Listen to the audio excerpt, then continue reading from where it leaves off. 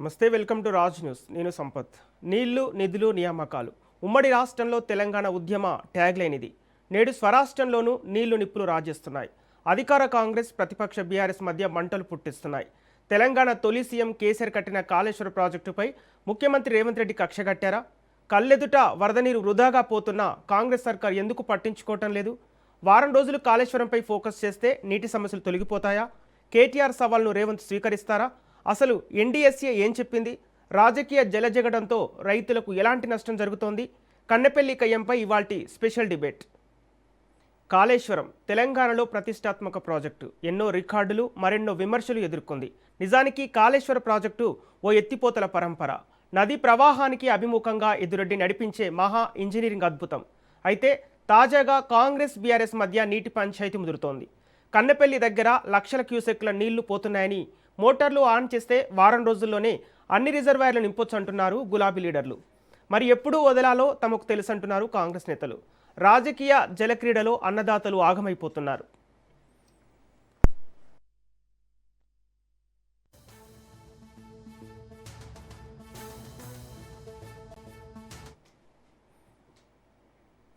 జయశంకర్ భూపాలపల్లి జిల్లా కన్నెపల్లి పంపు హౌస్ను కేటీఆర్ నేతృత్వంలోని బీఆర్ఎస్ బృందం సందర్శించింది.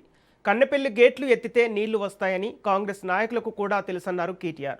నీళ్ళిస్తే యూరియా ఇవ్వాలి, పంటలు పండితే మద్దతు ధర ఇవ్వాలి, పంటలకు బోనస్ ఇవ్వాలనేది కాంగ్రెస్ భయమన్నారు. ఎన్డీఎస్ఏ, ఎన్డీఏను అడ్డం పెట్టుకుని రైతులతో రేవంత్ రెడ్డి చెలగాటమాడుతున్నారని మండిపడ్డారు కేటీఆర్. కాళేశ్వరం కేసీఆర్ ఇచ్చిన వరం, రేవంత్ రాష్ట్రానికి పట్టిన శనేశ్వరం అని ఆయన ఎద్దేవా చేశారు.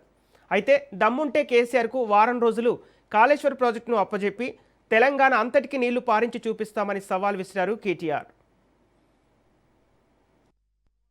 పైచిలకు పిల్లర్లుండే 3 బ్యారేజీలు కలిపితే ఒక్క బ్యారేజీలో 2 పిల్లర్ల కాడ కొంత కుంగుబాటు వచ్చింది. సరే, అందులో కూడా లంగతనం ఉందనేది మా అందరు అనుమానం. అందులో కూడా ఎలక్షన్ల ముంగట్నే జరిగింది, ఏమో జరిగింది, కొంతమంది దుర్మార్గులు ఏదో చేసిండ్రు ఎలక్షన్లు గెలిచేందుకు, కేసీఆర్ ను బద్నాం చేసేందుకని ఒక అనుమానం కూడా మాకున్నది. వాస్తవం ఏంది అంటే, ఎక్కడైతే 2 పిల్లర్లు కుంగినాయో ఆ 2 పిల్లర్లు లేదా మొత్తం బ్లాక్ దాన్ని మొత్తం తీసేసి మళ్ళా కట్టినా అయ్యే ఖర్చు 400 కోట్లు. ఆ బ్లాక్ మొత్తం కట్టిన అందులో రూపాయి కూడా మళ్ళీ ప్రజల మీద పడేది లేదు. ఎల్ఎన్టీ అనే సంస్థ ముంగటికొచ్చింది, చెప్పింది ఆ 400 కోట్లు మేము కట్టిన మా ప్రాజెక్ట్ నుంచి డిఫెక్ట్ లయబిలిటీ పీరియడ్ లోనే ఉన్నది, మొత్తం పైసలు మేము పెడతాం, మేము కడతాం, మాకు అవకాశం ఇవ్వండి అంటే 31 నెలలు అయిపోయింది. 31 నెలలు అయిపోయినా కనీసం ఒక అడుగు ముంగట పడలే. ఇవాళకి కూడా ఒకటే పట్టుకున్నాడు, కాళేశ్వరం కూలేశ్వరం అయిపోయింది, కాళేశ్వరం కూలేశ్వరం అయిపోయింది అని చెప్పి పనికిమాలిన మాటలు, పసలేని విమర్శలు తప్ప ఇంకొకటేమి కాదు. ఇక్కడ ప్రభుత్వం ప్రచారం. నిన్న కూడా ముఖ్యమంత్రి గారు 94,000 కోట్లు ఖర్చైన ప్రాజెక్టులో 1,00,000 కోట్లు ఎట్లా కుంభకోణం అవుతుంది, అవినీతి అవుతుంది అని చెప్పి నేననడం కాదు, రేవంత్ రెడ్డి గారికి పిల్లనిచ్చిన మామ పద్మారెడ్డి గారు కూడా అన్నారు. ఇది ఉత్తర రాజకీయం ముచ్చట, 94,000 కోట్లు ఖర్చైన ప్రాజెక్టులో 1,00,000 కోట్ల కుంభకోణం ఎట్లయితుందా? అయినా ఆయన ముఖ్యమంత్రి అయి సగం టైం అయిపోయినా ఇంకా అదే సొల్లు పురాణం, ఇంకా అదే పనికిమాలిన మాటలు. అవునయా, సరే కేసీఆర్ కట్టిండు, దానిలో 2 పిల్లర్లకు ఏదో అయ్యింది అనుకుందాం, నువ్వు చెప్పింది నిజమే అనుకుందాం, వాజీబే. మరి నీ దగ్గర సుతారోలు లేరా? నీ దగ్గర మేస్త్రీలు లేరా? నువ్వు గుంపు మేస్త్రి అని చెప్పుకుంటావు కదా, శాతనైతే లేదా నీకు అని చెప్పి ఒక సామాన్య రైతు మాట్లాడుతుంటే, ఇవాళ ముఖ్యమంత్రి గారి సో ఏమైందో, ఉత్తమ్ కుమార్ రెడ్డి గారి స్పృహ ఏమైందో, ఇంత అద్భుతమైన ప్రాజెక్టు, జాతికి అంకితం చేసిన ప్రాజెక్టు, ప్రపంచంలోనే అతిపెద్ద లిఫ్ట్ ఇరిగేషన్ ప్రాజెక్టు, దీన్ని బదనాం చేసేందుకు మీకు నోరెట్లు వస్తుందో, మీకు ఎట్లా సిగ్గులేదో నాకు అర్థం కావట్లేదు.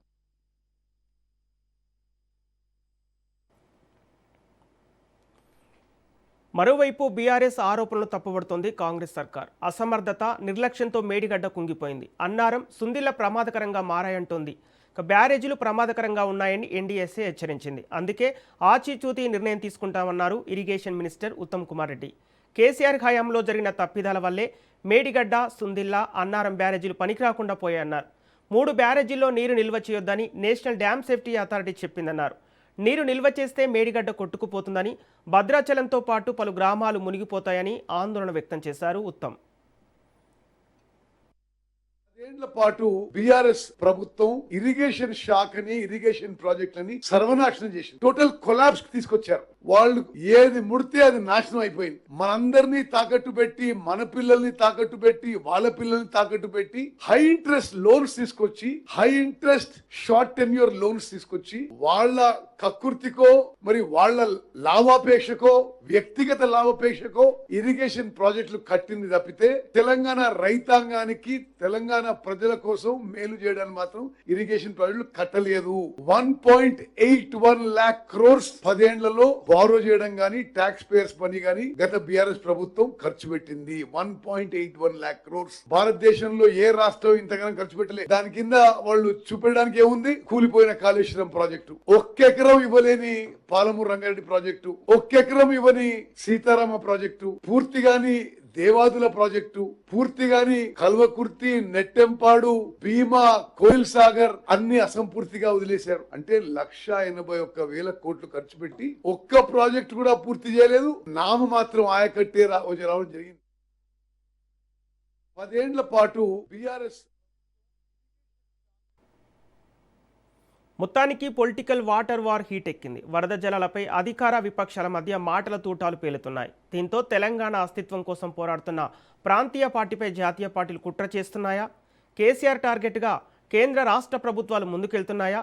అసలు బీజేపీ కాంగ్రెస్ పార్టీల వ్యూహాలేంటి? గులాబీ దళం ఏం చేయబోతుంది అనే ప్రశ్నలు అందరి మెదల్లో మొదలవుతున్నాయి.